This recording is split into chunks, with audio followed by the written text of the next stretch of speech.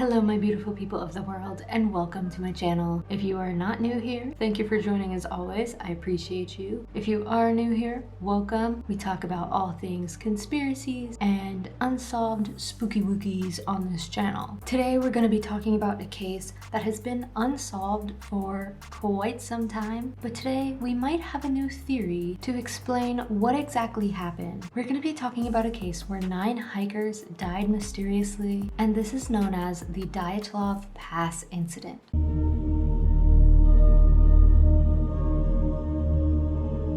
So this occurred in February 1959, and this happened in the Ural Mountains of Russia. Basically, these 9 hikers were on their way to a mountain known as Otorten. Now along the way, they decided they needed to camp out, and they camped on the slopes of another mountain, and this mountain was Kholat Syakhl. Hopefully I'm saying that right. But what's even creepier is the translation for this name is actually the Mountain of the Dead. That already makes this whole thing pretty eerie. But what's not so eerie is some of the photos that they had taken, shown laughing, smiling faces. They seemed to be having a great time. These hikers were expected to return by mid-February, but of course, they never did. And when search teams were sent out, what they found was pretty disturbing. They had found the hikers' tent set up and it was still there, but it had been cut open from the inside, meaning the hikers were cutting their way out.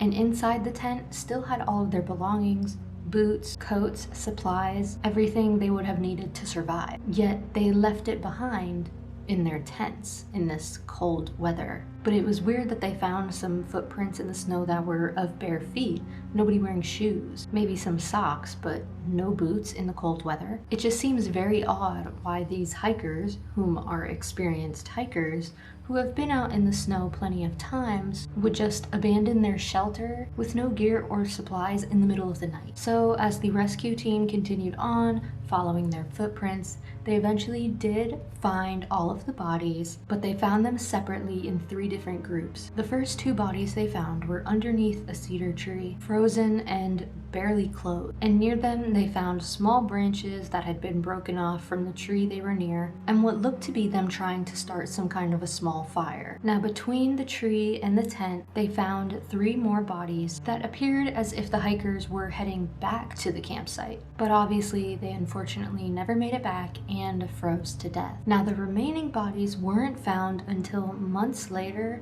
when the snow finally began to melt, but they were not near the other hikers and they were buried in a deep ravine. And what the investigators found is actually what has sparked a lot of these theories. The remaining bodies that they found had suffered extreme internal injuries. Yeah, internal injuries.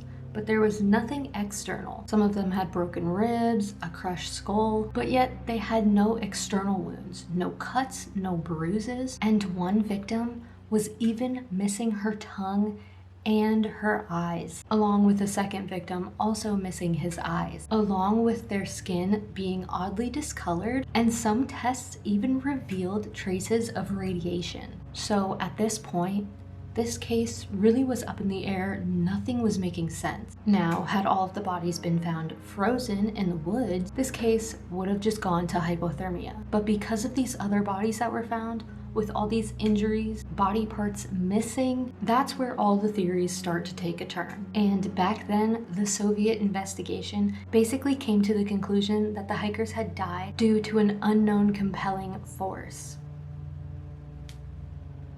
And that simply was it. There was no further explanation, no suspects, no clear answers, and the case was just simply closed for years. Now going into some of these theories, the most widely accepted and known theory is that there was just an avalanche, and that maybe this avalanche forced them to flee. But some people were speculating that the slope wasn't steep enough for an avalanche, and the fact that their tent was still standing. Now of course, as a lot of theories go, people decide to point to government or secret officials, and some people believe that the hikers were caught in secret Soviet experiments that included explosions, parachute mines, which would explain the internal injuries and the radiation. And some witnesses even reported seeing an orange, eerie glow in the sky that same night. And if they were being experimented on and people were involved, that would also explain more too why some of their body parts were cut out and missing. Now, some people even believe that maybe this was due to an infrasound,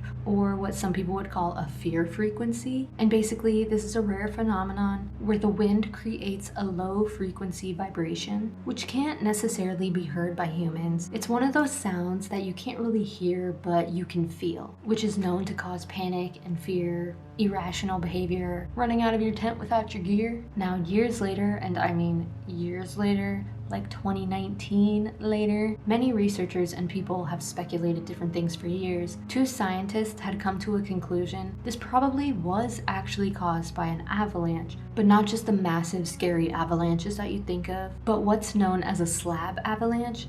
And if you don't know what that is, basically it's a snow slide that occurs when a layer of snow breaks away from an underlying weaker layer of snow. This can be triggered by people, if someone's skiing, snowboarding, or even simply just heavy winds. But basically, for a long time, this theory of an avalanche kind of got brushed under the rug because people said the slope wasn't inclined enough for this to even happen. But later, we now know that a slab avalanche can occur at a 30-degree angle, which is basically exactly the slope of the area that they were in. But obviously, it's still weird because their tent was still there and intact. And the fact that half of the bodies weren't buried, and the ones that were buried, you could argue happened from an avalanche.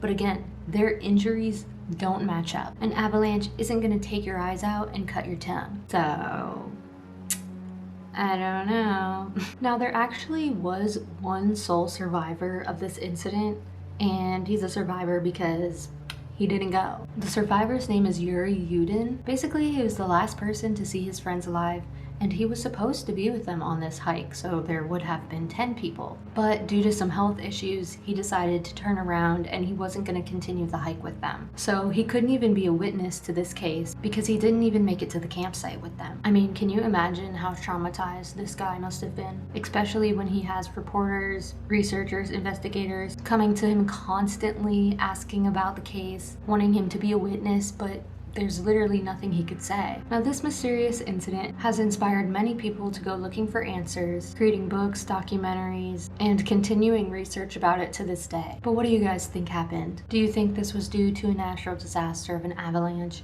phenomena of eerie sounds from the wind, a blizzard that may have disoriented them, causing them to wander off into the cold? Do you think this could have been some Soviet nuclear incident due to all the radiation that was found on them? Or even just some military secret, because why else would there be internal injuries with no external ones and body parts missing? Or do you speculate, like some people, that maybe this was a supernatural force? And did something sinister come from the mountain itself? Considering the name of the mountain, people believe that it's possibly cursed or haunted by an evil presence. Alright, you guys, thank you so much for watching. I hope you enjoyed today's video. Do not forget to like and subscribe, and comment down below what you think happened. I love you guys and appreciate you so much, and I will see you in the next one. Bye!